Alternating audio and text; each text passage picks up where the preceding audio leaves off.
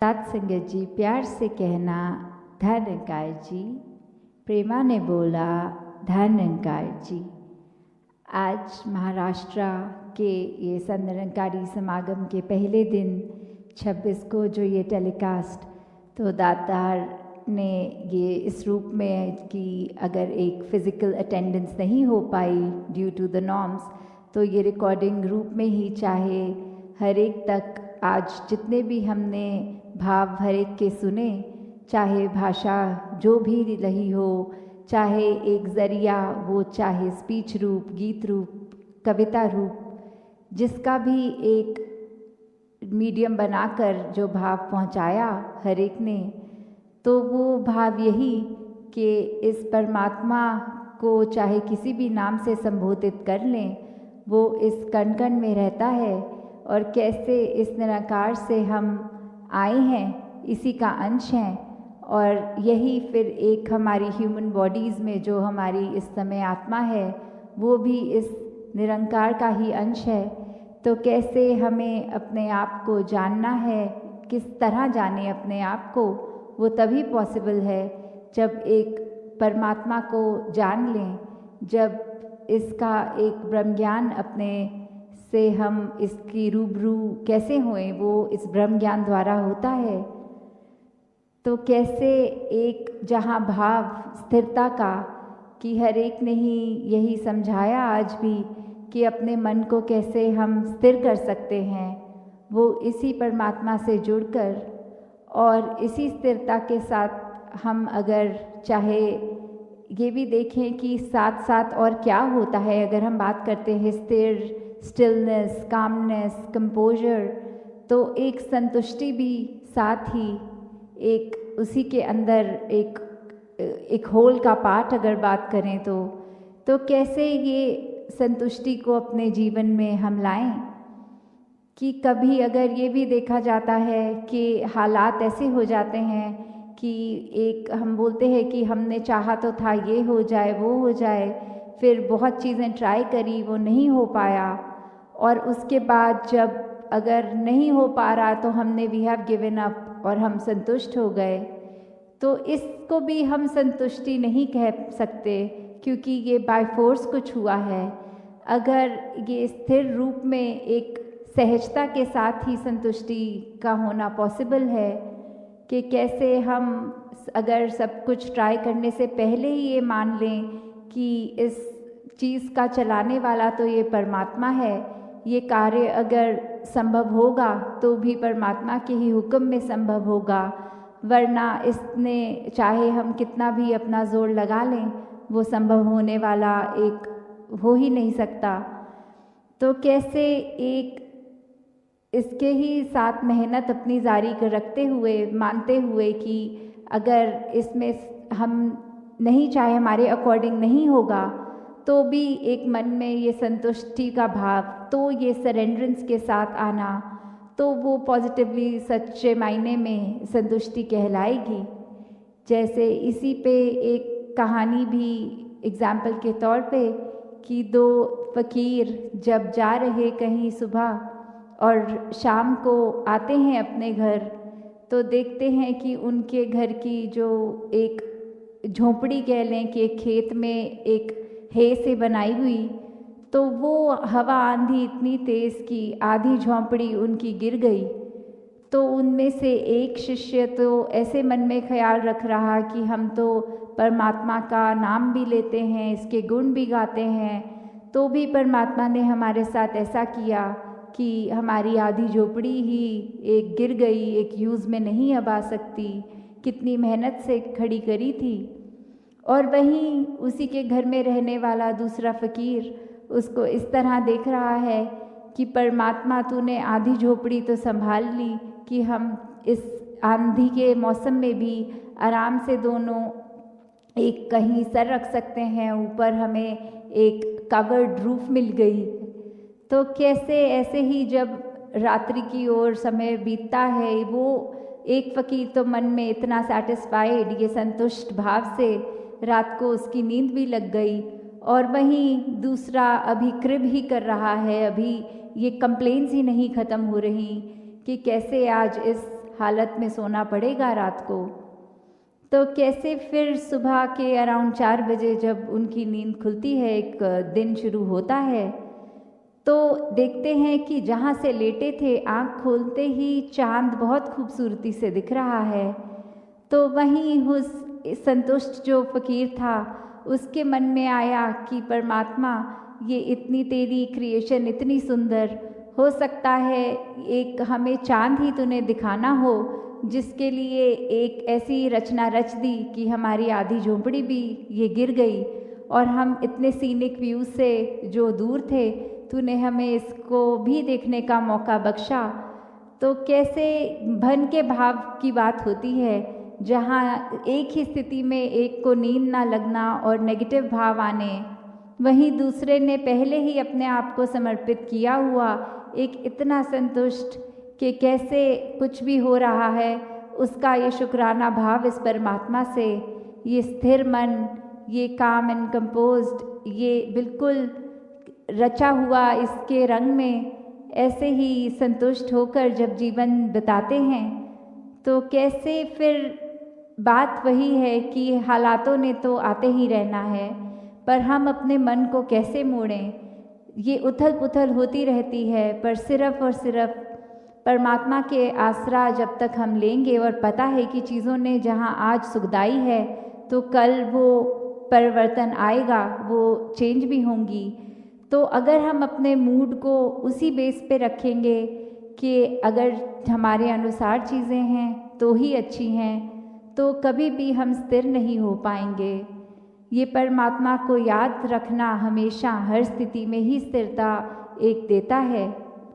वहीं हम अगर ये भी देखें कि बात होती है जब परमात्मा की, तो क्या कहा जाता है, काफ़ी मानते हैं ऐसा कि परमात्मा देखा नहीं जा सकता, पर ऐसा नहीं है। परमात्मा को देख सकते हैं और ये आज की बात नहीं, युगों युगों से भी। क्यों एक मीराबाई गा के बोलती है कि मैंने राम रतन धन पायो, तो ये पायो की बात कि ये मिला है, ये परमात्मा मिलता है। और वैसे ही अभंग रचना में ज्ञानेश्वर जी ने भी हरि पाहिला रे जो बोला कि इसको देखा जा सकता है, इसको पाया जा सकता है, इसको जाना जा सकता है। तो उसी परमात्मा को अगर हम ऐसे देखें कि ये उसी परमात्मा नहीं, ये इसी परमात्मा है, जहाँ ये हमारी आँखों के रूबरू है, सामने है, बिल्कुल देखा जाया जा सकता है और पाया जा सकता है। एक इस हरि को जब तक हम कैसे मान लें कि वो एग्जिस्ट करता है, तो उसको रूबरू देखकर फिर उसका बन के, उसका हर एक में उसको देखकर फिर एक हरि को जो पा लिया, तो फिर वो ऐसा धन है जो राम रतन धन है कि इतना जो कभी घटेगा नहीं ऐसा धन। हमेशा हम हर पल में इसका प्रयोग करेंगे, इसको याद रखेंगे तो जीवन ने सफल होना ही है। और जहाँ ये डे टू डे ये इंद्रियों की भी हमारी बात आती है कि 5 सेंसेस कैसे हमारे हर मिनट अपने आप को परसीव करने के लिए कुछ भी आसपास हो, तो इसी के योगदान से हम एक स्थिति को महसूस उस तरह कर सकते हैं। तो उस पे भी एक बात कि कैसे एक मक्खी का अगर हम देखें तो मक्खी एक हमेशा व्याकुल सी ही दिखती है, कभी एक तरफ बैठती है फिर उड़ के आके एक अपना राग गा के दूसरे पे चीज़ पे बैठ गई। और वहीं अगर एक हाथी को देखा जाए तो उसको भी एक मस्त हाथी भी बोला जाता है कि अपने काम में जो कर रहा है वैसा ही कर रहा है। तो उसी पे एक कहानी ऐसी कि एक हाथी अपने आराम से पत्ते खा रहा है, पेड़ से केले निकाल के खा रहा है। वहीं एक मक्खी भिन भिन आती हुई उसके पास जब आई तो उसने आराम से कान हिला के वो मक्खी को उड़ा भी दिया और अपने खाना जैसा खा रहा था वो खाता चला गया। जब ऐसा बार बार हुआ तो वो हाथी ने देखा कि ये मक्खी इतनी बेचैन क्यों हो रही है, तो उससे पूछा कि ऐसा आपको क्या हो रहा है जो आप आराम से स्थिर नहीं हो पा रहे हैं। तो वही मक्खी कहती है कि मेरे को कुछ भी चीज़ दिख जाती है, कुछ सूंघ लेती हूँ, कुछ ऐसा कुछ भी विजन के आगे मेरे आता है तो मेरा ये जो सारी इंद्रियां हैं ये मेरी अटेंशन एक काम पे नहीं रहने देती। मैं सूंघ कर कुछ कहीं पहुंच जाती हूँ, कुछ नया देख के वहाँ उड़ाती हूँ, तो मैं अपनी इंद्रियों के काबू में हूँ। तो फिर हाथी यही बात उस मक्खी को समझाते हुए कि इंद्रियां तो मेरे पास भी हैं, पर मैं इंद्रियों के काबू में नहीं हूँ, मैं इंद्रियों को काबू कर लेता हूँ। मैं अपने खाने में इस समय इतना व्यस्त कि मेरे को और कुछ भी दिक्कत हो रही है तो कुछ पता नहीं लग रहा, सिर्फ टोटली फोकस्ड एक खाने पे हूँ। तो उसी तरह एक भाव हमारे भी, अगर हम ह्यूमन बॉडी में भी देखें कि कैसे एक जो हमारे सेंसेस हैं ये हमारे लिए बहुत ही फ़ायदेमंद हैं, कि अगर हम कुछ खा भी रहे होते हैं तो वो अगर टेस्ट उसका थोड़ा ख़राब हो तो हमें पता लग जाता है ये बासी हो गई है चीज़, या कोई चीज़ एकदम सूंघने से भी या देखते ही कि उस पर उल्ली लग गई है, या इस तरह कुछ भी चीज़ से हम एक वो प्रोटेक्टिव बात आ जाती है कि हम अपने बॉडी में ये सिस्टम में कुछ गलत चीज़ एंटर नहीं करने देते। तो जहाँ ये इंद्रियाँ बहुत ही एक ज़रूरी मीडियम है हमारे शरीर को ठीक तरह चलाने में, वहाँ वही देखना कि कैसे हम एक उसी में ही उलझ ना जाएं। एक हमको कंट्रोल करना है, जहाँ इंद्रियों की बात एक वो भी आती है कि अगर हम थोड़ा सा और अपना पर्सपेक्टिव वाइडर करें तो फिर उसमें एक एंगर भी इंद्री हो सकता है, चाहे डायरेक्टली एक 5 सेंसेस में तो नहीं आएगा, बट क्योंकि हमारे दिमाग में जब हम परसेप्शन कर रहे हैं कोई चीज़ की, तो अगर ये गुस्से की बात भी हो गई तो कैसे हम फिर वो हो जाते हैं अपने अहंकार में, ये अपने ईगो में आकर अगर ये गुस्सा आ रहा है या कोई भी नेगेटिव चीज़ आ रही है तो हम फिर उसी के हो जाते हैं, और फिर एक बार ये इंद्रियां हमारे को ही चलाती हैं, हम इंद्रियों को नहीं चला सकते।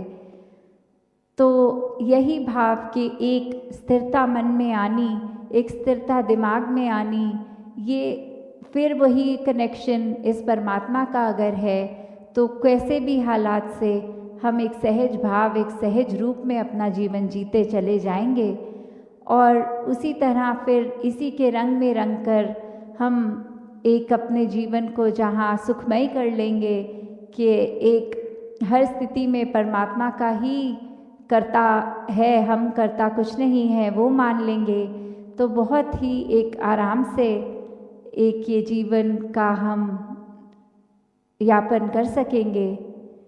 तो दातार कृपा करे कि एक परमात्मा को ही आधार मानते हुए जहाँ सेवा, सत्संग, सुमिरन ये करते चले जाएं, उससे फ़ायदा सिर्फ हमारा ही है, क्योंकि जब सेवा करेंगे तो भी वो मन से चीज़ शुरू हुई कि हमने एक अपने आप से निकलना है, एक हम किसी के लिए कुछ करने के लिए वो सेवा भाव रखें, और सुमिरन सिर्फ अपने इंटरनल एक अपने आप को बैलेंस रखने के लिए कि ये परमात्मा याद रहे, तो वो सिमरन का एक योगदान उस तरह। और जहाँ सत्संग की बात है तो वो एक सत्संग जब हम जाते हैं तो ये लाइक माइंडेडनेस जो बात आती है कि सभी पॉजिटिव होंगे और सभी इसी परमात्मा की बात करेंगे, और उनकी ज़िंदगी से भी हम देख सकते हैं, शिक्षा ले सकते हैं, तो कैसे हमारा खुद का विश्वास और पक्का होता जाता है। तो एक दूसरे से ही सीखकर इस परमात्मा को याद रखकर अपने जीवन को हर एक आगे से आगे बढ़ाता जाए। तो यही एक अरदास परमात्मा से कि भक्ति हर एक के जीवन में आए, हर कोई एक भक्ति के मार्ग पर ही चलता रहे, और कैसे अपने आप से उठ के पूरी ह्यूमैनिटी के लिए ही एक अपने आप को वरदान रूप रखे, हर एक के लिए अपने आप को बिल्कुल अर्पण उस तरह करें कि अहंकार ना हो, ये बिल्कुल मन एक समर्पित भाव रूप से अपने आप को अर्पित रखकर मन को ही हर एक के लिए अपने आप हमेशा 24/7 ये एक योगदान रूप हो सके। तो हर एक के लिए जहाँ यही कामना कि परमात्मा तो हमेशा ये आशीर्वाद रूप दे ही रहा है, अब हम अपनी झोली में ये आशीर्वाद को किस तरह लें वो हम पे है कि मिलना तो हर कुछ अच्छा ही है, पर जब मिल जाता है तो हम उसको पॉजिटिवली ही लें। तो वही सच्चा आशीर्वाद है कि कैसे ये ब्रह्म ज्ञान तो सभी को एक जैसा मिला है, फिर उसमें से ही हमने अगर एक हमारा मन हमें दूसरी डायरेक्शन में लेके जा रहा है तो हमने ही एनालाइज करना है कि ये ब्रह्म ज्ञान टिका है कि नहीं टिका।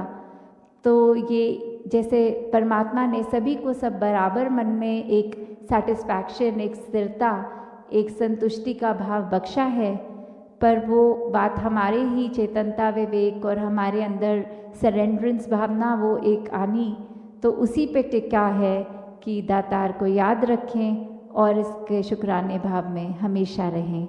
कि विश्वास तो करना है तो हमारे ऊपर वो डिपेंड करता है कि विश्वास हम एक परमानेंट चीज़ पे कर रहे हैं या जो एक क्षण भंगुर है जिसका अस्तित्व अपने आप ही पल में कुछ है और कुछ समय बाद कुछ और उसमें तब्दीली आ जाती है या वो ख़त्म हो जाती वाली वो चीज़। तो अगर हम ये एवर चेंजिंग चीज़ों पे ही विश्वास बनाने की कोशिश करेंगे तो जो एक पल की सच्चाई है अगले पल वो सच नहीं रह जाती। तो फिर बात वही कि जब तक हम एक चीज़ में विश्वास टिकाते हैं, जब तक विश्वास बनता है वो सच्चाई चेंज हो चुकी होती है। और वहीं दूसरी पल अगर हम नज़र डालें इस परमात्मा पे, इस निरंकार पे, कि ये तो ऐसे एक कैरेक्टरिस्टिक्स अगर देखें जो सभी वेदों में भी दर्ज हैं कि ये एक ऐसी सच्चाई है जो समय के साथ चेंज नहीं होती। तो जब विश्वास इस निराकार, इस प्रभु, इस परमात्मा, इस भगवान, इस ईश्वर, इस गॉड, जिस नाम से भी हम संबोधित करना चाहें, तो जब विश्वास इस सच्चाई पे किया तो फिर वही विश्वास वाकई ही विश्वास करने लायक है।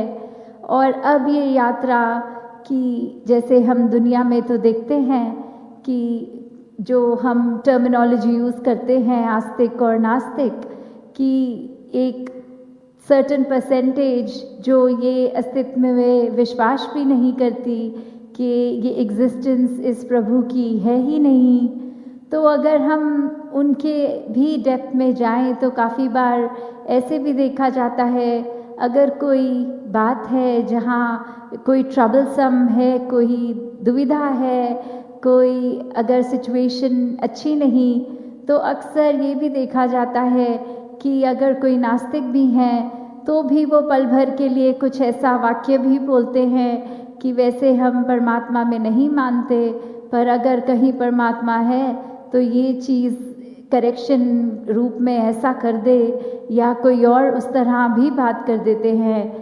तो ये अगर हम कंपेयर करें स्थिति एक भक्त के साथ, जैसे एक उदाहरण वीदासी के ख्याल में आ रहा है कि एक माँ अपने बच्चे को हमेशा ये समझाती कि आपने रात को सोने से पहले प्रेयर करनी है, अरदास करनी है, सुमिरन करना है कि सोने से पहले करना। और यही माँ अपने बच्चे को हर दिन याद करवाती कि अब दिन ख़त्म हो गया है, अब सोने से पहले ये अरदास करो।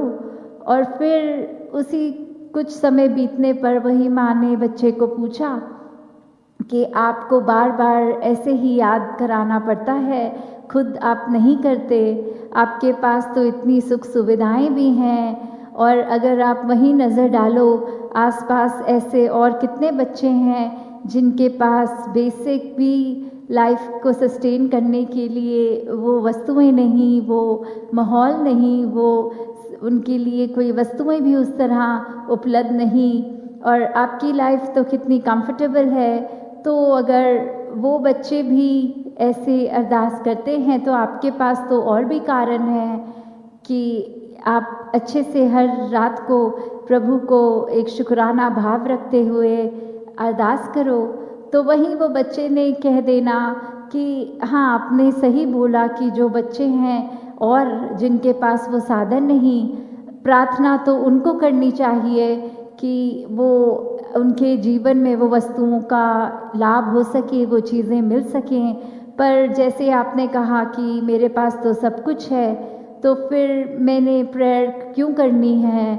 तो वही माँ ने वो बात समझानी कि सिर्फ एक भक्त की अवस्था कि हर समय चाहे कुछ हो हाथ में चाहे ना, वो एक रस रहने के लिए वो हर दिन इस परमात्मा से जुड़कर वो एक शुक्राना, वो एक एहसास कि इतनी चीज़ें हैं जो आगे किसी के पास शायद नहीं भी हैं, तो उस स्थिति में भी जब भक्त रूप एक शुक्राना करता है और फिर वो अवस्था की फिर वो फिज़िकल चीज़ या वो कंफर्ट जो हम एंजॉय कर रहे हैं वो अगर चला भी जाए तो मन के भाव नहीं चेंज होते।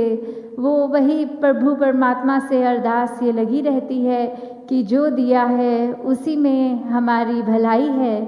तो वही बात कि एक विश्वास रखने वाले या ना रखने वाले और भक्तों की श्रेणी जो हर पल पे यही विश्वास और पक्का करते हैं कि परमात्मा जो है, जिसका ब्रह्म ज्ञान रूप जब मिलता है तो परमात्मा के रूबरू दर्शन होके ये विश्वास, इस पे ये जर्नी स्टार्ट होती है। और फिर वही बात कि विश्वास के जब हमारी फॉर्मेशन होती है तो काफ़ी बार ऐसे भी होता है कि हमारा मन वो चीज़ों को टटोलने में लगता है। हम ऐसे सोच रखते हैं कि ये चीज़ हम खुद एक बार एक टेस्ट करें, ट्राई करें कि ये सत्य भी है कि नहीं है। और जब वो चीज़ें होती हैं, वो सबकी इंडिविजुअल जर्नी कि किसी का तो पल भर में इतना पक्का विश्वास उसी समय कि हाँ ये ब्रह्म ज्ञान रूप में निराकार के दर्शन हो गए, तो ये अब विश्वास बैठ गया। और वो विश्वास इतना पक्का होना कि जो आसपास डुलायमान भी कोई करना चाहे वो एक मजबूती पकड़ लेना। और कई जो हर एक की अपनी जर्नी होती है, तो कुछ व्यक्ति ऐसे भी जो धीरे धीरे ये विश्वास के रंग में रंगते हैं, धीरे धीरे ही ये आजमा कर फिर जब हर बार देखना कि हाँ ये जो भी है हमारे हित के लिए या कोई और सिचुएशन में भी उसका एहसास करते हुए ये विश्वास पक्का होना। और एक बार बीच में कभी कभी अगर ऐसे भी सीन्स आने कि ये हमारा मन ही अपने विश्वास को विश्वास साबित करने के लिए कुछ चालाकियाँ करता है, तो जैसे एक उदाहरण भी है कि एक घर में एक शो पीस वो टूट गया और फिर वो टूटे हुए शो पीस को जब रिपेयर के बाद वापस घर लाया गया तो जो उसका ओरिजिनल कलर था वो ज़रूरत लगी कि वापस रीपेंट करना पड़ेगा, क्योंकि अब वो रिपेयर के बाद काफ़ी दूसरे कलर्स भी उस पर जुड़ गए हैं। तो वही घर वो शो पीस के ओनर ने जब पेंटर को घर पे बुलाया कि ये जो शो पीस है इसको ये सेम कलर कर दो जो पीछे की दीवार का भी कलर है। और साथ ही जब हर कोई पेंटर 2-3 आए और बस थोड़ा सा ही फ़र्क 19-20 जैसे बोलते हैं कि कलर में वो एग्जैक्ट कलर नहीं ला पाए, और वो owner of that show piece वो बहुत ही एक फिक्स्ड माइंड से वही चाह रहा कि एग्जैक्ट हूबहू रंग मैच करे।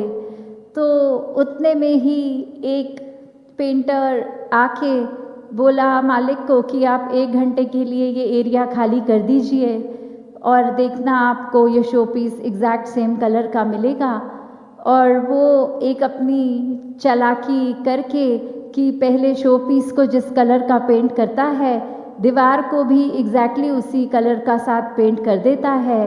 और अब जब ओनर आता है और वो बहुत ही खुश कि ये एग्जैक्ट मैच हो गया जो मैं अचीव करना चाहता था कि शो पीस वॉल के आगे भी एग्जैक्ट उसी कलर का हो, तो अब चाहे एक रिवॉर्ड रूप में बहुत खुशी से धन्यवाद प्रकट करके उस पेंटर को जब विदाई करी है, बट वो आगे किस तरह वो पेंटर फिर अपनी ये चालाकी को भी बूस्ट करता है कि देखो मैंने जिस तरह किसी को मूर्ख बना दिया। तो बात वो आती है कि हम अगर विश्वास में ये साबित करते रह जाएं अपने मन में चालाकी डाल के, तो काफ़ी बार बिल्कुल इसी सिचुएशन की तरह जहाँ विश्वास तो हमने अपना बढ़ाना था, हम कुछ चालाकी ऐसी कर देते हैं कि दुनिया की नज़र में तो वाहवाही मिल जाती है, पर हमें ही पता है कि क्या मन में हमने वो चतुरता की कि एक अपना विश्वास तो क्या बढ़ाना था, दूसरे के साथ भी किसी किस्म की गद्दारी हो गई। तो जहाँ विश्वास की बात आती है वहाँ फिर वो भी बात है कि हम किस रूप में अपने हर एक की लाइफ को जब देखते हैं तो कई बार लगता है कि ये सामने वाला तो बहुत ही विश्वासी संत है, और हमें भी ये क्या करते हैं पूरे दिन में अगर उस चीज़ को या कोई एक पर्टिकुलर चीज़ उनकी उसको कॉपी करने लग जाएं, तो भी मन में हमारे उनके जितना विश्वास ना होने के कारण भी एक डिफरेंस जो होता है कि सिर्फ नकल नहीं करनी, क्योंकि जहाँ विश्वास है वहाँ हमें फिर कोई सबूत की भी ज़रूरत नहीं होती। जिस प्रकार अगर बच्चे को पता है कि मेरी माँ का हाथ का बना खाना बहुत ही टेस्टी होता है और वो स्कूल फ्रेंड्स को भी जब इनवाइट करता है तो वो उसको पहली भोजन की एक बाइट टेस्ट करने की भी ज़रूरत नहीं होती, वो दावे से ही कहता है अपने क्लासमेट्स को कि मेरे मम्मी के हाथ का खाना बहुत ही अच्छा होगा, आप सब बहुत इन्जॉय करोगे।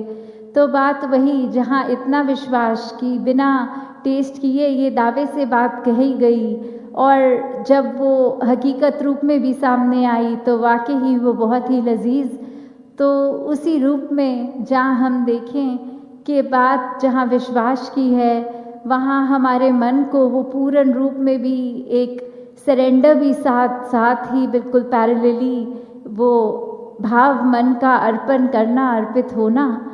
तो उस तरह ही एक घटना कि एक शिष्य जो अपने गुरु से बहुत ही समय बाद मिल रहा और उसने फिर एक ये सोचा कि कीमती से कीमती कुछ भेंट गुरु को की जाए, और गुरु के आगे जब वो रख दी तो गुरु ने वो चीज़ बस देखते ही अपने शिष्य की उसको बहती नदी में फेंक दिया। और अब वो शिष्य के मन में इतनी उथल पुथल कि मैंने इतनी मेहनत करके कोई चीज़ इतनी सुंदर खरीद के जब दी और वो तो एक पल में ही फेंक दी गई। तो गुरु आगे अपने शिष्य को यही समझा रहे थे कि अगर आपने पूर्ण रूप में ये समर्पित किया है, फिर उस वस्तु के साथ मैंने क्या किया क्या नहीं उससे आपको कोई असर नहीं होना चाहिए था। अभी भी आप एक मुंह से समर्पित कर रहे बोल रहे हैं और दूसरे मुंह से खुद को अभी भी उस वस्तु से अटैच किया हुआ है, तो फिर वो ना विश्वास जीवन में पक्का, ना भक्ति की शुरुआत, और आनंद से तो कोसों ही दूर। तो किस तरह हर एक ने जहाँ अपने जीवन में अपने लिए विश्वास जहाँ खुद अपना मजबूत करना है, वहीं औरों का भी अपने विश्वास से जो बात होती है कि कई बार हम खुद कोई चीज़ पे कॉन्फिडेंट नहीं होते। जैसे कोई स्टूडेंट एक पता है क्लास में जो सबसे प्रथम आने वाला, जो हमेशा फर्स्ट आते हैं, तो खुद अगर हम आंसर के बारे में श्योर नहीं होते तो हम उस स्टूडेंट से पूछ के एक हमें तसल्ली मिलती है कि हाँ इसका विश्वास पक्का है, इसका अपने सब्जेक्ट पे होल्ड अच्छा है, तो जो कह रहे हैं ठीक ही कह रहे होंगे, और उसको एग्ज़ाम के टाइम हूबहू वैसे ही लिख देना। तो बात वही कि अपने जहाँ पता होता है कि संत भी सत्संग में मिले हैं, उनका भी विश्वास इतना पक्का, तो अगर हम कहीं थोड़ा लड़खड़ा रहे हैं तो फिर ये निराकार तो जहाँ हम हर समय हमारे पास है, पर ये प्यारे संत भी, साथ ही साथ ये सत्संग का महत्व भी कि क्यों हमारे विश्वास को सत्संग में रहकर ही और मजबूत किया जाता है। और जब अकेले में भी हों या सबके साथ हों तो सुमिरन रूप से भी ये विश्वास और मजबूत किया जाता है।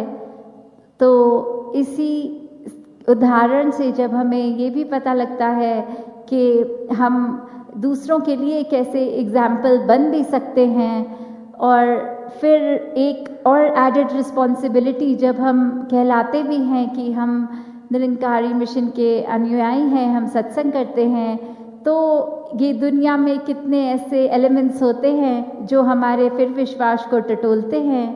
तो अगर हमने पूर्ण विश्वास का दावा किया है तो सिर्फ शब्दों तक नहीं, वो अंदर से एक डीपली एक मन से होना है।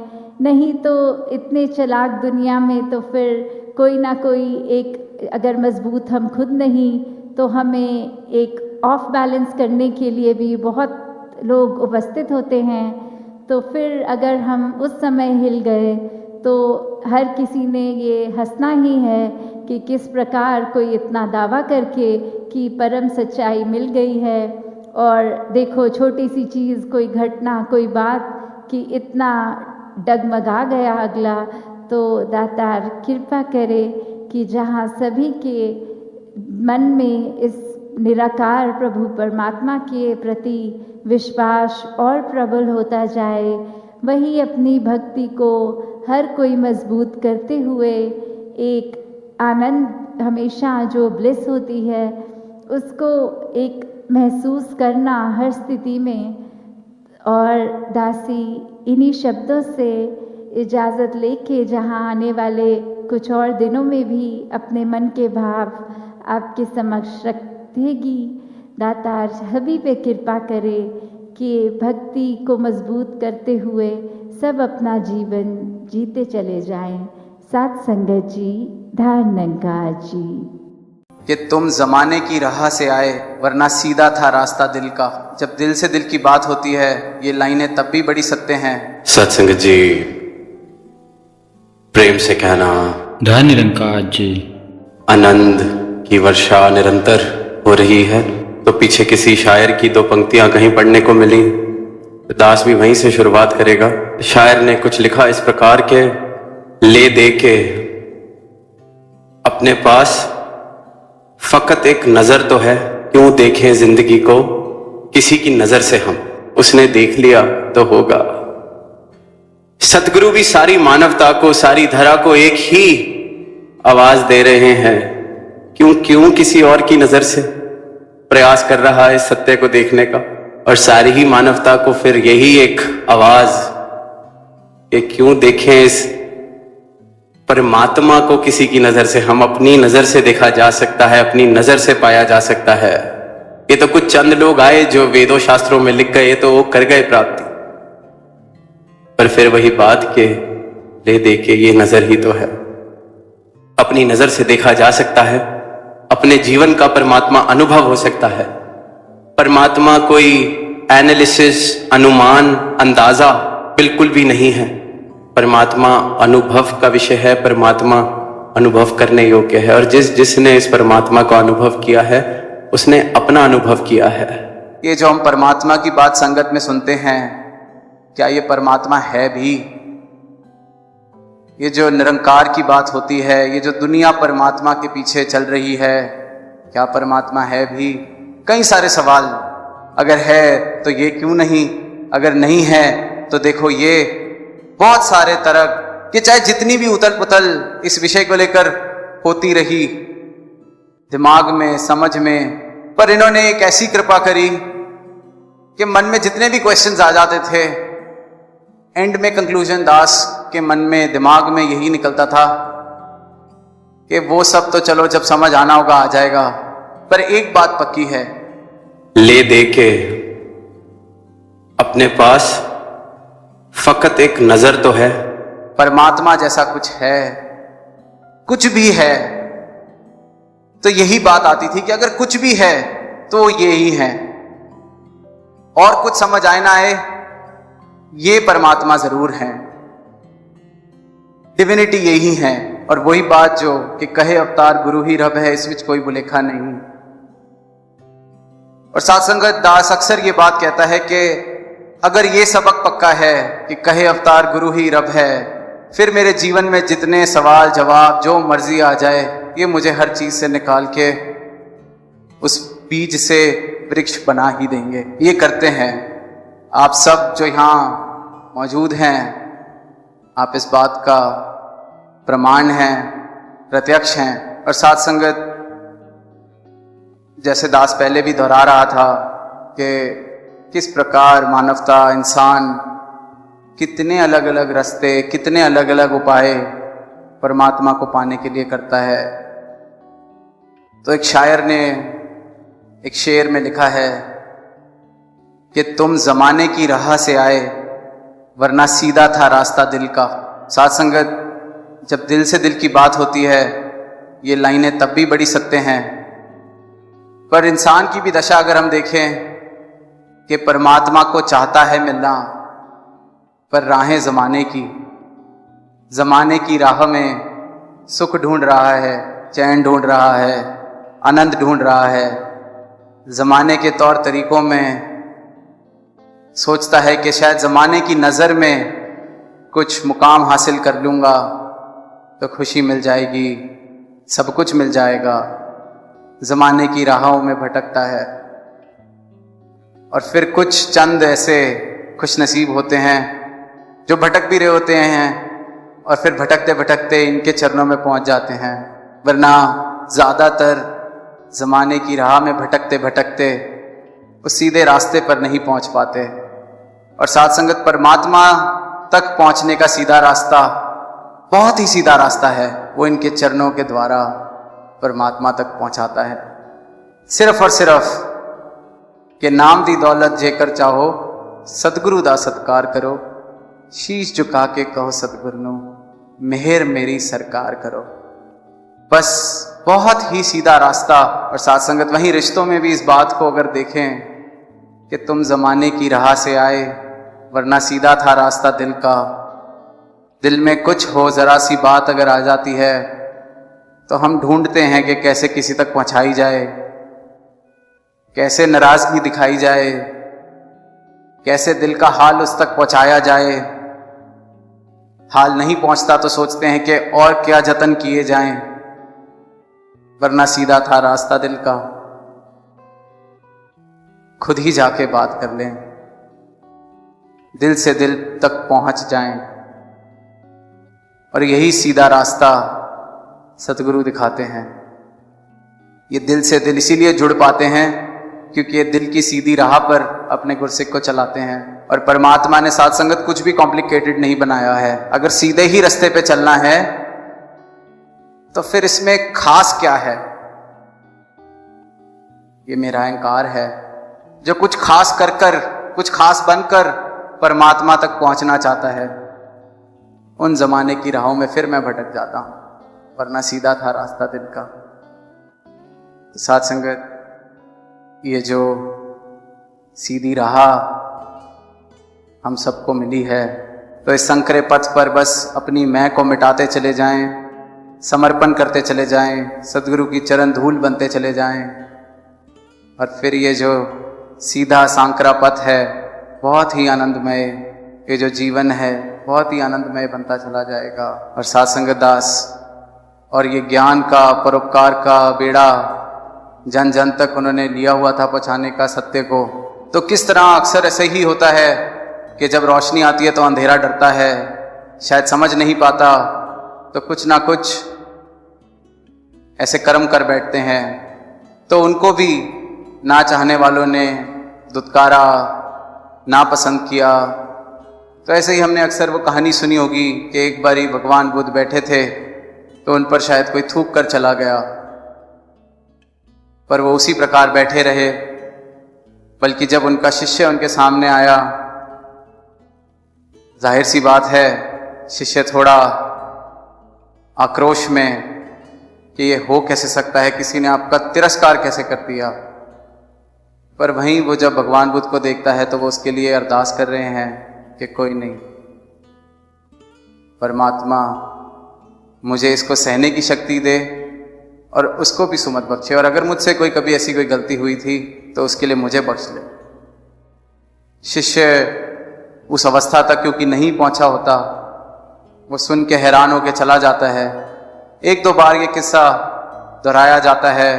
भगवान बुद्ध उसी प्रकार रिएक्शन बिना दिए, यही एक अरदास या वही जो उनका एक, जैसे हम उनकी प्रतिमा देखते हैं जो एक शांत सा उनकी आभा, वैसे ही मेंटेन करते हुए, तो फाइनली वो जो इंसान जो इस प्रकार से कल तक थूक रहा था, एक दिन भावुक होकर उनके चरणों में आ जाता है और भगवान बुद्ध उसको उसी तरह मुस्कुरा के देखते हैं। तो वो यही कहता है कि ये कैसे हो सकता है, मैं आपके साथ इस प्रकार से दुर्व्यवहार करता रहा और आज जब मैं आपके आगे आया तो आप मुझे मुस्कुरा कर देख रहे हैं, और जब मैं आपको इस तरह से आज आपके आगे समर्पित हो रहा हूं तो आप मुझे गले भी लगा रहे हैं। तो भगवान बुद्ध ने कहा कि मेरा मुस्कुराना या मेरा आपको गले लगाना या मेरा परमात्मा से अरदास करना आपके कर्मों का मोहताज नहीं है, आप किस तरह से व्यवहार कर रहे हैं उसका मोहताज नहीं है। ये मेरा स्वभाव है, ये स्वभाव जो मुझे इस परम ज्ञान से मिला है, ये प्रेम जो बांटा जा रहा है, ये कोई कर्म नहीं, ये स्वभाव का रूप ले चुका है। और साथ संगत जब देखा जाता है कि किस तरह प्रेम की जब बात की जाती है, सही यही हमने लव पर्सोनिफाइड के बाबा हरदेव सिंह जी को भी जो देखा, वो खुद ही प्रेम का साकार रूप, और ये युगों युगों से इन्होंने रीत निभाई।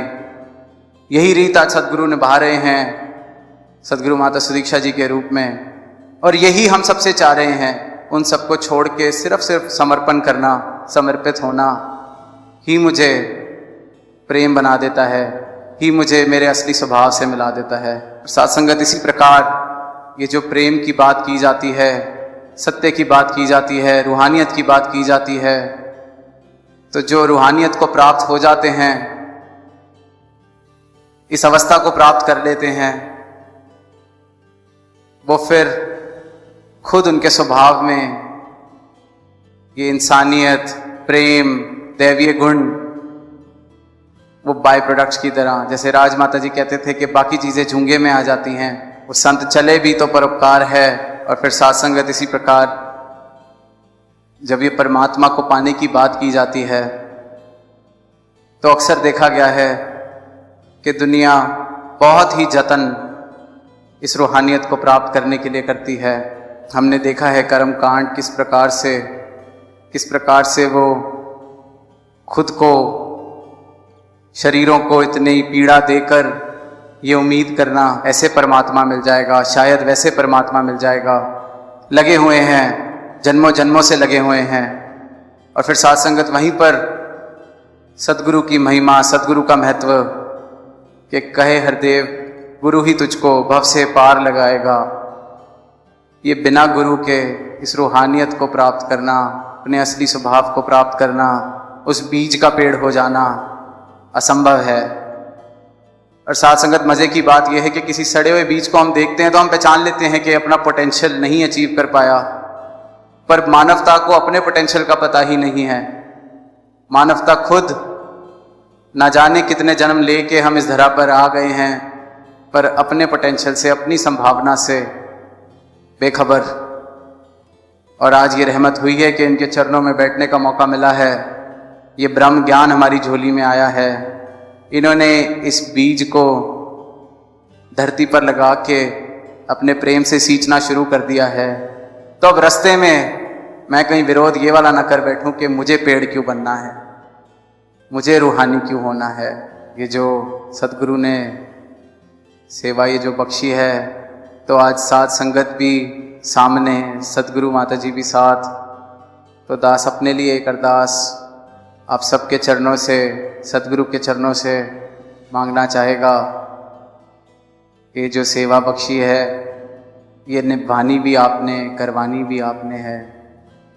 किस तरह से हमने जो दास पहले जिक्र कर रहा था, इतिहास के पन्नों में देखा कि जो परिवार इतना सुंदर विशाल रूप बना है, तो दास अपने लिए यही अरदास करता है कि अंत श्वासों तक जैसे आप जी चाहते हैं, आप जी की साथ संगत की सेवा इसी रूप में जिस तरह से आप जी चाहते हैं, सर आंखों पर साथ संगत को ताउम्र बिठाकर दास निभा सके, कर सके, सबकी मुस्कुराहट का कारण बन सके। और सर्वप्रथम आप जी की मुस्कुराहट, आप जी को रिझाते हुए ये बाकी जो सेवाएं हैं निभें, क्योंकि आप जी मुस्कुरा रहे हैं तो संगत भी मुस्कुरा रही है, सारा विश्व मुस्कुरा रहा है, सारी दुनिया मुस्कुरा रही है। ये तौफीक भी आप जी ने बख्शनी है कि आप जी की मुस्कुराहट का कारण दास बन सके। और साथ संगत फिर और सब पहुंच भी गए इनकी कृपा से, और जो नहीं पहुंच पाए इन्होंने खुद ही उनकी हाजिरी कबूल करी। और साथ संगत आज तो इनकी रहमतों का ये जो बारिश है ये तो होती रहेगी, पर साथ ही इन्होंने एक महत्वपूर्ण शिक्षा हमें जो दी है वो स्थिरता भी दी है कि बिल्कुल आनंद लेना है, हर चीज़ का लेना है, पर साथ ही स्थिर। ये जो मन है ये कभी आज में अभी में रहना इसको अच्छा नहीं लगता, तो वो भी आएगा, लेकिन जब वो आएगा उसका आनंद हम तब लेंगे। क्योंकि इन्होंने एक बहुत बड़ा सबक जो हमें दिया है कि ये जो निरंकार के साथ इकमिक हुआ जा सकता है, अगर वो सिर्फ अभी हुआ जा सकता है। इस मोमेंट में अगर मैं मुक्त नहीं हूँ, इस मोमेंट में, इस पल में अगर मैं इस परमात्मा के साथ इकमिक नहीं हूँ, तो अगले पल का मैं कुछ कह नहीं सकता।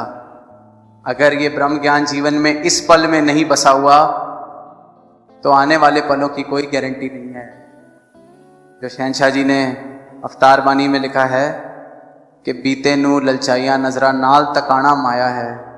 मैं पीछे मुड़ मुड़ के ही देखता जाऊं कि पिछला दिन रैली का बड़ा अच्छा था, पर अब वो माया का रूप ना बन जाए कहीं मेरे।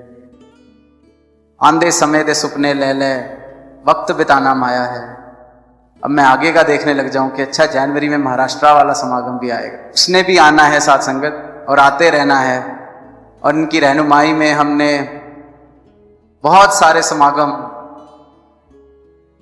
आनंद लेते रहना है। लेकिन इस आध्यात्मिकता का जो ये ज्ञान, ये जो सत्य का ज्ञान, ये जो परमात्मा से इकमिक होने की अवस्था मिली है, ये जो एहसास, ये बने रहे। क्योंकि अगर ये इस पल में बना हुआ है, इस पल में मैं अगर परमात्मा के साथ इकमिक, तो वाकई मैं मुक्त हूँ। क्योंकि दास ये भी बात कहता है कि जब ये ज्ञान देते हैं तो ये नहीं कहते कि आप इतने समय बाद मुक्त हो जाओगे। ये जब ज्ञान देते हैं ये उसी पल मुक्त कर देते हैं, पर वो मुक्त रहना मेरी जिम्मेवारी है।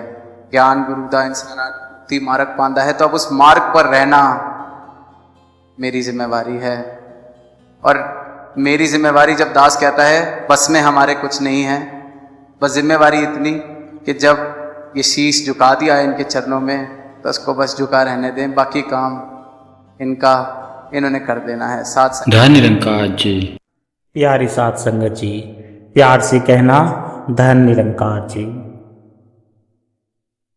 साथ संगत जी, यह संवाद एक जिज्ञासु भक्त बहन जी और सदगुरु महाराज जी के बीच है। तो चलिए हम इस ज्ञान चर्चा का लुत्फ उठाते हैं और अपने जीवन को सतगुरु के अनुसार सही दिशा देने का प्रयास करते हैं। बहन जी हाथ जोड़कर सच्चे पातशाह बड़े ही प्रेम से और सत्कार से कहना धन निरंकार जी। हजूर आप जी की रहमत से यह ब्रह्म ज्ञान तो मिल गया है, हमें यह भी पता चल गया है कि यह निरंकार अंग संग है, लेकिन फिर भी मन में एक द्वंद्व, एक संघर्ष चलता रहता है। शास्त्र कहते हैं कि ज्ञान अग्नि के समान है जो सब कुछ जला देता है, फिर भी हमारे अंदर विकार, चिंता और डर क्यों जीवित रह जाते हैं? ज्ञान होने के बाद भी जीवन मुक्त अवस्था का अनुभव क्यों नहीं हो पाता है?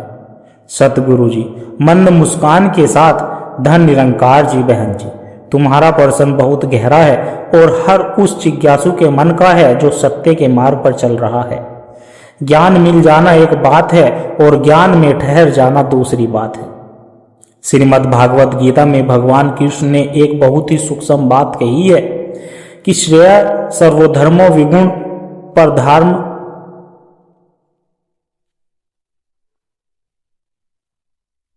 श्रीमद् भागवत गीता में भगवान श्री कृष्ण ने बहुत ही सूक्ष्म बात कही कि श्रेयान सर्वधर्मे विगुण पर धामार्थ स्वनिष्ठात अर्थात अपने स्वभाव यानी आत्मभाव में स्थिर होना ही श्रेयकर है।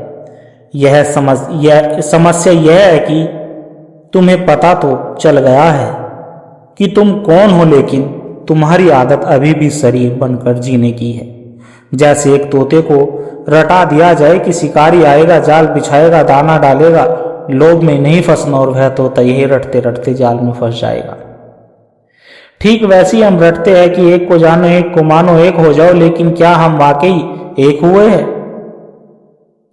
जब तक मैं बाकी है तब तक पूर्ण ज्ञान का प्रकाश अनुभव हो नहीं सकता। कबीर साहब ने इसी तर्क को स्पष्ट किया है कि जब मैं था तब हरि नहीं, अब हरि है मैं नहीं। सब अंधियारा मिट गया जब दीपक देखा माही। हजूर आपकी बात सत्य है, मैं नहीं मानती। हम सेवा भी करते हैं, सत्संग भी करते हैं, लेकिन फिर भी जब कोई अपमान करता है तो अंदर आग लग जाती है। अगर यह निरंकार कण कण में है तो फिर उस अपमान करने वाले में हमें निरंकार क्यों नहीं दिखता? उस वक्त ज्ञान का लुप्त हो जाता है। कहाँ लुप्त हो जाता है बहन जी? यह दृष्टि का दोस्त है, सृष्टि का नहीं। तुमने अभी पूछा कि ज्ञान कहाँ लुप्त हो जाता है। ज्ञान कहीं नहीं जाता, बस ध्यान हट जाता है। इसे एक तर्क से समझे, जब तुम सिनेमा हॉल में फिल्म देख रही होती हो तो स्क्रीन पर आग लग जाती है, बाढ़ आती है, तुम रोती भी हो, हंसती भी हो। उस वक्त वह सफेद पर्दा कहीं गायब नहीं होता, वह वहीं जिसके आधार पर चित्र चल रहे हैं, लेकिन तुम्हारा ध्यान चित्रों यानी माया में इतना उलझ गया है कि तुम पर्दे को यानी निरंकार को भूल गई हो। अवतार वाणी में भी सहंसा जी ने यही समझाया कि ब्रह्म की तो है यह रचना, ब्रह्म ही आधार है, ब्रह्म में ही सब है, लेकिन बीच में संसार है। अपमान करने वाले में तो निरंकार होता है, लेकिन तुम्हारे अहंकार ने एक ऐसी दीवार खड़ी कर दी है, तुम उस व्यक्ति के व्यवहार को देख रही हो, उसके आधार को नहीं। जिस दिन तुम्हारी दृष्टि समदृष्टि हो जाएगी उस दिन अपमान सम्मान नहीं लगेगा। गोस्वामी तुलसीदास जी ने कहा है कि सियाराम में सब जग जानी, करहु प्रणाम जोर जुग पानी। उन्होंने यह नहीं कहा कि अच्छे लोगों में राम है, उन्होंने कहा कि सब जग जानी यानी रावण में भी वही तत्व है, बस उस तत्व रूपी पर्दे में चल रहा किरदार मैला है।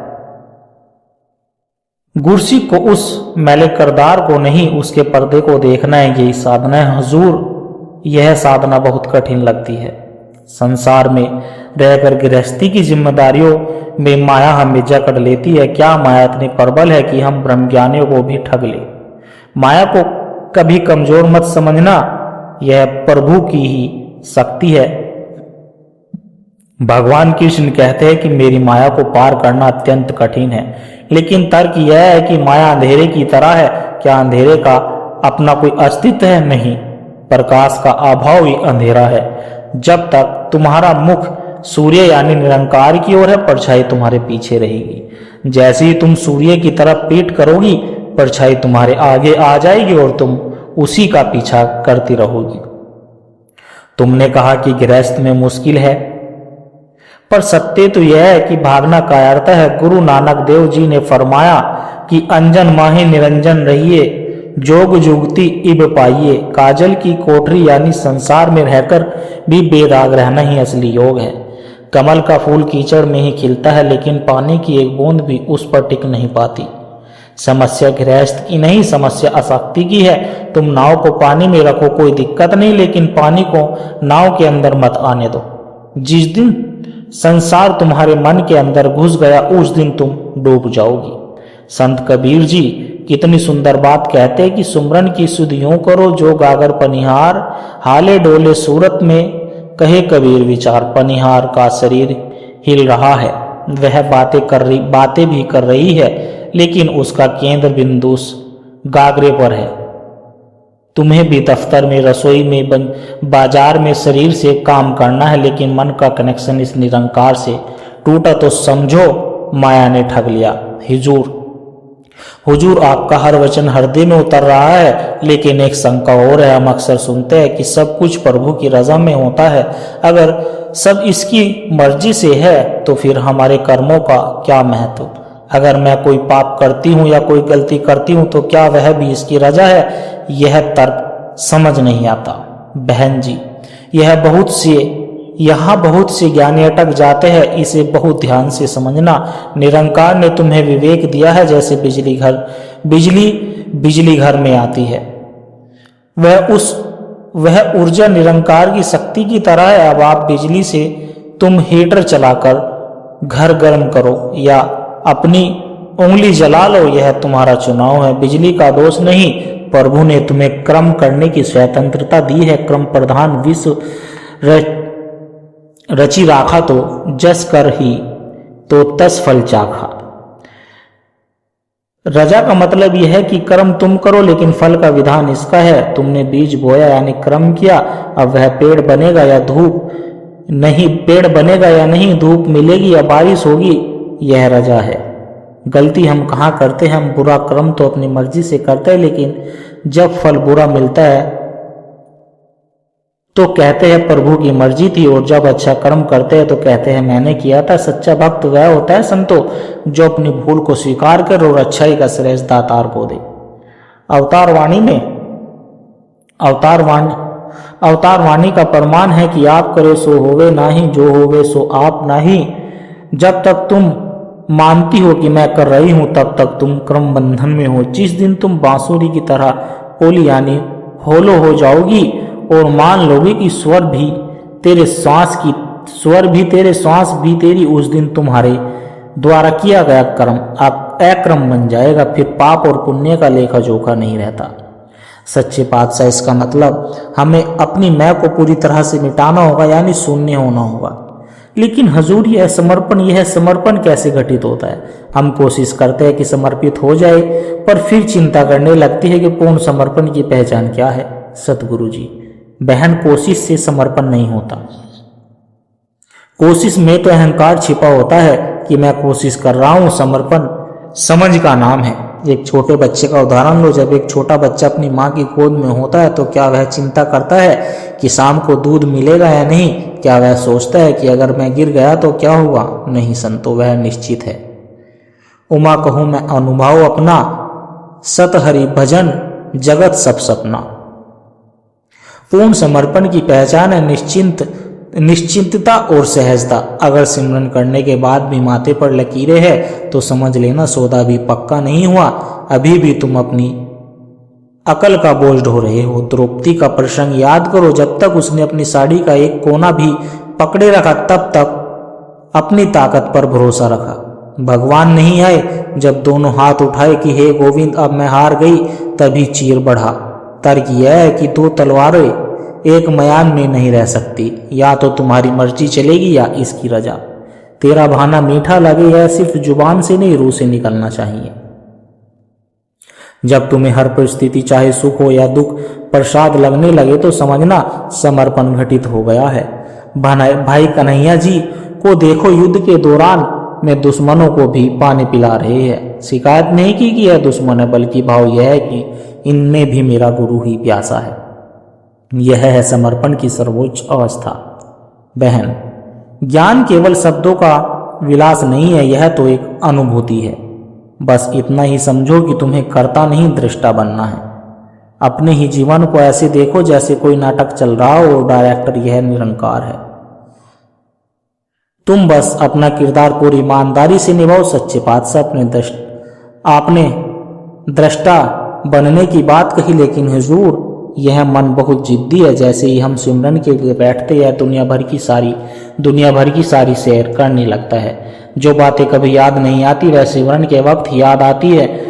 गुरु नानक देव जी ने कहा है कि मन जीते जगत जीत। लेकिन इस मन को जीतने का व्यवहारिक तरीका क्या है? क्या इससे लड़ना पड़ेगा? बहन, यही सबसे बड़ी भूल है जो साधक करता है। मन से लड़ना, याद रखो, जिससे तुम लड़ोगी उसे तुम ताकत दोगी। मन को दबाना नहीं, मन को दिशा देनी है। तर्क से समझो, एक तेज दौड़ते हुए घोड़े को अगर तुम पीछे से पूंछ पकड़कर रोकने की कोशिश करोगी तो वह तुम्हें लात मारेगा और घसीटेगा, लेकिन अगर तुम उसकी लगाम पकड़कर उसे सही रास्ते पर मोड़ दो तो वही घोड़ा तुम्हें मंजिल तक पहुंचा देगा। मन वह घोड़ा है और सुमरन वह लगाम है। गोस्वामी तुलसीदास जी ने मन की तुलना तेल से और भक्ति की तुलना पानी से नहीं की। उन्होंने कहा कि मन को दूध जैसा बनाओ। मन तो है पीतल का टुकड़ा, नाम कलाई कर दीजिए। समस्या मन नहीं है, समस्या यह है कि मन को रस चाहिए। अभी इसे निंदा में, चुगली में या संसार के विकारों में रस मिल रहा है, इसे संसार का स्वाद फीका लगने लगेगा। जब तुम इसे नाम का रस चखा दोगी, राम रसायन तुम्हारे पासा, सदा रहो रघुपति के दासा। जब सिमरन में आनंद आने लगेगा तो मन बाहर भटकना अपने आप बंद कर देगा। मक्खी गंदगी पर बैठती है, लेकिन अगर उसे शहद मिल जाए तो वह गंदगी की तरफ देखती नहीं। हुजूर, सुमरन में वह रस या आनंद कैसे आए?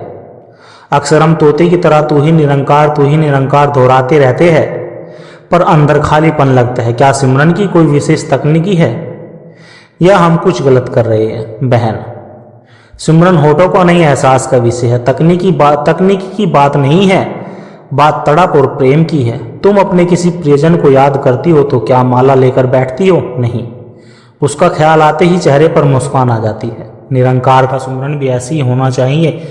बाबा अवतार सिंह जी ने संपूर्ण अवतारी में स्पष्ट किया है कि एक दूजे के लिए है सिमरन, एक दूजे का नाम है, एक दूजे को जो ना भूले, बस उसका यह काम है। सिमरन का अर्थ है प्रेजेंस का एहसास। जब तुम बोलो तू ही निरंकार, तो तुम्हारे सामने यह ब्रह्मांड, यह हवा, यह प्रकाश सब गवाही दे है कि हाँ तू ही है। बहन, मोबाइल फोन में नेटवर्क होता है, दिखता नहीं पर होता है। जब तुम नंबर मिलाते हो यानी सिमरन करते हो तो घंटी बजती है। अगर तुम्हारे सिमरन में विश्वास का नेटवर्क नहीं है तो शब्द तो जाएंगे पर संपर्क नहीं जुड़ेगा। इसलिए संतों ने कहा है कि माला फेरत जुग भया, फिरा न मन का फेर, कर का मन का डार दे, मन का फेर। हाथ की माला छोड़ो या रखो, यह गुण है। मुख्य बात यह है कि हर श्वास के साथ यह भाव हो कि यह सांस तेरी दी हुई अमानत है। इसे अजपा जाप कहते हैं, जहां कोशिश ना करनी पड़े। जैसे सांस चल रही है वैसे ही सिमरन चले। सच्चे पातशाह, यह अवस्था तो बहुत ऊंची है। क्या गृहस्थ में रहकर नौकरी धंधा करते हुए ऐसी सहज समाधि संभव है? मुझे डर लगता है कि काम के बोझ में मैं निरंकार को भूल जाती हूँ। बहन, डर ही सबसे बड़ी बात है। कबीर साहब जी का एक बहुत प्यारा दोहा है जो गृहस्थी के लिए ही है। साधु भूखा भाव का, धन का भूखा नाही, धन का भूखा जो फिरे सो तो साधु नाही। यह साधु निरंकार है। यह तुम्हारे समय या धन का भूखा नहीं है, तुम्हारे भाव का भूखा है। सहज समाधि का मतलब आंखें बंद करके बैठना नहीं। तुम दफ्तर में काम कर रही हो, फाइल साइन कर रही हो, बस एक पल रुककर मन में कहो कि हे दातार, यह हाथ तेरा है, यह बुद्धि तेरी है, काम तेरी सेवा है। बस हो गया सिमरन। तुमने रोटी बनाई, उसमें प्रेम का मसाला डाल दिया कि यह प्रसाद मेरे परिवार रूपी संगत को मिलेगा। यह है सहज समाधि। मैंने अपनी वाणी में समझा है कि ब्रह्मज्ञानी का जीवन ही दुनिया में है प्रकाश। कहीं हरदेव जो गुरुमत जीता, उस पर रब शाबाश। तुम्हारा जीवन ही सिमरन बन जाए। तुम्हारा उठना बैठना बोलना सब इतना मधुर और विनम्र हो जाए कि लोग तुम्हें देखकर पूछे कि तुम्हारा गुरु कौन है। जब तुम्हारा कर्म सिमरन बन जाता है तो अलग से समाधि लगाने की जरूरत नहीं पड़ती। हुजूर अपने क्रम की बात की है। हम सेवा भी करते हैं तन से, मन से, धन से, लेकिन कई बार सेवा करते हुए अहंकार आ जाता है कि मैंने इतना बड़ा लंगर लगाया या मैंने भवन में इतनी देर झाड़ू लगाई। इस सूक्ष्म अहंकार से कैसे बचे। यह तो बड़े बड़े तपस्वियों को भी गिरा देता है। बिल्कुल सत्य। अहंकार वह दिमाग है जो सेवा रूपी लकड़ी को अंदर से खोखला कर देता है। बहन, सेवा का अर्थ है सेवा भाव। अगर तुम सोचती हो कि मैं मिशन पर एहसान कर रही हूं तो वह सेवा नहीं, सौदा है। याद रखो, सेवा करने का मौका मिलना ही सबसे बड़ा इनाम है। बहन, फलों से लदा हुआ वृक्ष हमेशा झुका रहता है, जो डाली अकड़ी रहती है वह टूट जाती है। सेवा करत होए नेक कामी, तिसको होत प्राप्त स्वामी। अहंकार से बचने का एक ही उपाय है शुक्राना। जब भी कोई सेवा हो जाए तो फौरन मन में कहो, सच्चे बादशाह मैं तो इस लायक नहीं था, यह तेरी रहमत है कि तूने मुझे चुन लिया, वरना मेरे जैसे लाखों पड़े हैं। जितना भी तुम खुद को निमित्त मानोगी, अहंकार नहीं आएगा। जैसे बांसुरी को घमंड नहीं होता कि सुर उससे निकल रहे, उसे पता होता है कि फूंक यानी श्वास बजाने वाले निरंकार की है। बाबा अवतार सिंह जी कहते हैं कि मैं मेरी को छोड़ के बंदे जो भी दर पे आते हैं, कहे अवतार वो पाकर दाता, फूला नहीं समाते हैं। आपकी मैं को दरवाजे पर जूते चप्पल की तरह उतार कर आओ। जहां मैं है वहां तू नहीं, जहां तू है वहां मैं नहीं। हुजूर, आज सारे संशय मिट रहे हैं। एक अंतिम प्रश्न अक्सर सुना है, बूंद का सागर में मिल जाना। एक ब्रह्मज्ञानी जिसने जीते जी मुक्ति पाली, उसकी अंतिम अवस्था क्या होती है, उसका नजरिया कैसे हो जाता है। बहन जी, यह बहुत सुंदर प्रश्न है। आम इंसान सोचता है कि एक बूंद सागर में मिलेगी तो बूंद मिट जाएगी, लेकिन अध्यात्म का तर्क कहता है कि जब बूंद सागर में मिलती है तो वह मिटती नहीं, वह स्वयं सागर हो जाती है। ब्रह्मज्ञानी की अवस्था यही है, उसे अब अपने और पराये का भेद नहीं रहता। ब्रह्मज्ञानी सदा निर्लेप, जैसे जलम कमल अलेप वह संसार में रहता है।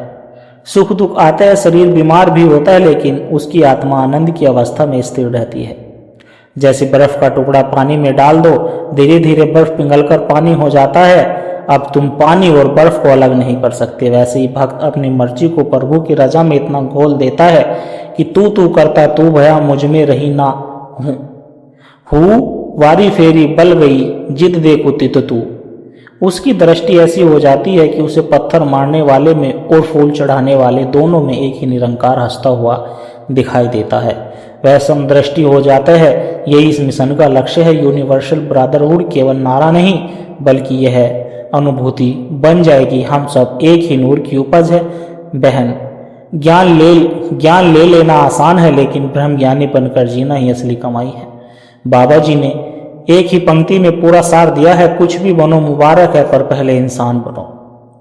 जब तुम सच्चे इंसान बन जाओगी, जिसमें दया है, क्षमा है, प्रेम है, तब यह ज्ञान भलीभूत होगा। धन निरंकार सच्चे बादशाह, आपकी रहमत से आज यह समझ आ गया कि ज्ञान केवल बुद्धि का विषय नहीं, बल्कि जीवन जीने का ढंग है। हम कोशिश करेंगे कि सेवा सुमन सत्संग को रस्म ना मानकर अपने जीवन का आधार बनाए। हम पर कृपा करना कि यह मन आपकी रजा में ही टिका रहे। निरंकार आप सभी को भक्ति का बल बख्शे। याद रखना, भक्ति ना सीढ़ी है ना मंजिल, भक्ति तो एक सफर है जो हर श्वास के साथ चलता है।